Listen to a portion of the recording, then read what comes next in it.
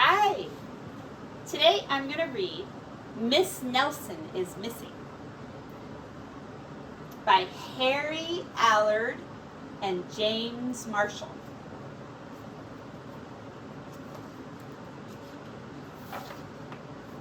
The kids in room 207 were misbehaving again.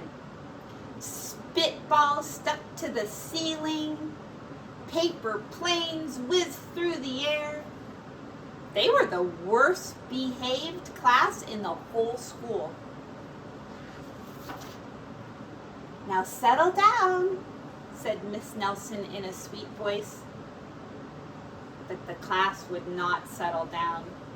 They whispered and they giggled. They squirmed and made faces.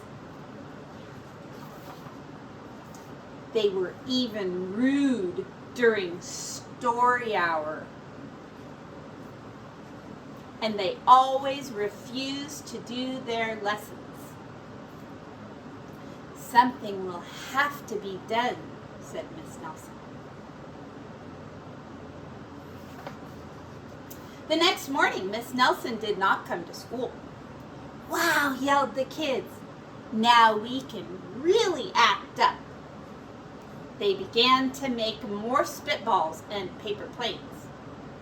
"Today, let's be just terrible," they said. "Not so fast," hissed an unpleasant voice.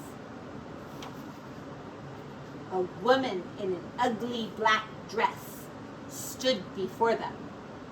"I am your new teacher, Miss Viola Swamp."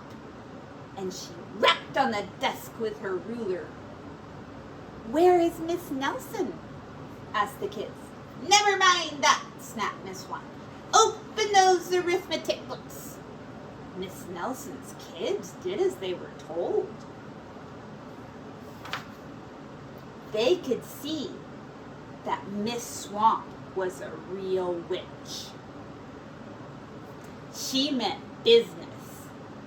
Right away, she put them to work and she loaded them down with homework.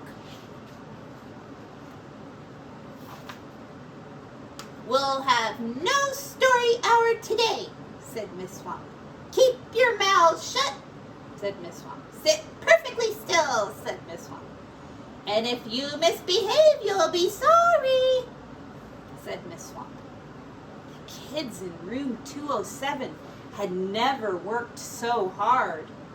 Days went by and there was no sign of Miss Nelson. The kids missed Miss Nelson. "Maybe we should try to find her," they said. Some of them went to the police. Detective McSmog was assigned to the case. He listened to their story. He scratched his chin. He said. I think Miss Nelson is missing." Detective McSmog would not be much help. Other kids went to Miss Nelson's house. The shades were tightly drawn, and no one answered the door. In fact, the only person they did see was the wicked Miss Viola Swamp coming down the street. "If she sees us, she'll give us more homework." They got away just in time. "Maybe something terrible has happened to Miss Nelson. Maybe she was gobbled up by a hungry shark," said one of the kids. But that didn't seem likely. "Maybe Miss Nelson went to Mars," said another kid. But that didn't seem likely either. "I know," exclaimed one know-it-all. "Maybe Miss Nelson's car was carried off by a swarm of angry butterflies." But that was the least likely of all. I wonder how you can tell if a butterfly's angry. The kids in room 207 became very discouraged. It seemed that Miss Nelson was never coming back. And they would be stuck with Miss Viola Swamp forever. They heard footsteps in the hall. "Here comes the witch," they whispered. "Hello, children," someone said in a sweet voice. It was Miss Nelson. "Did you miss me?" she asked. "Oh, we certainly did." "Where were you?" "Oh, that's my little secret," said Miss Nelson. "How about a story hour?" "Oh, yes," said the kids. Miss Nelson noticed that during story hour, no one was rude or silly. "What brought about this lovely change?" She asked. "Well, that's our little secret," said the kids.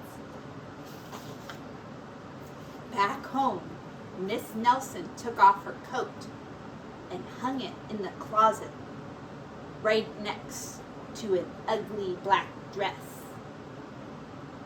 When it's time for bed, she sang a little song.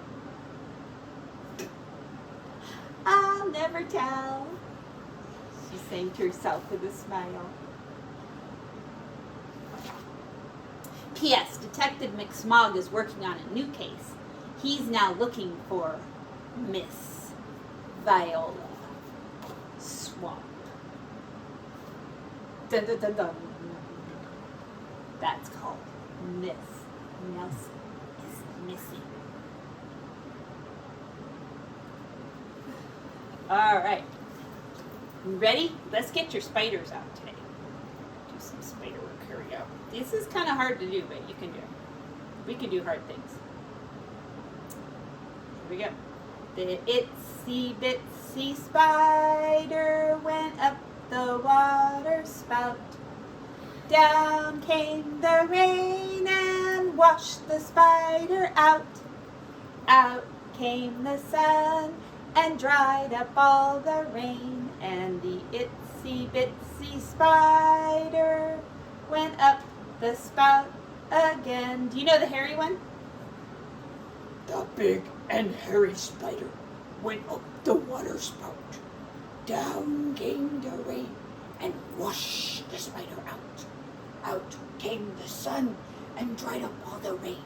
And the big and hairy spider went up the spout again. Whoa. Bye. See you soon.